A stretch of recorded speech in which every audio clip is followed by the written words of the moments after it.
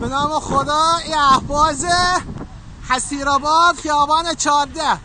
همه ماشینا رفتن زیر آب، همه ماشینا میبینید؟ ای جانم شهرداری اهواز.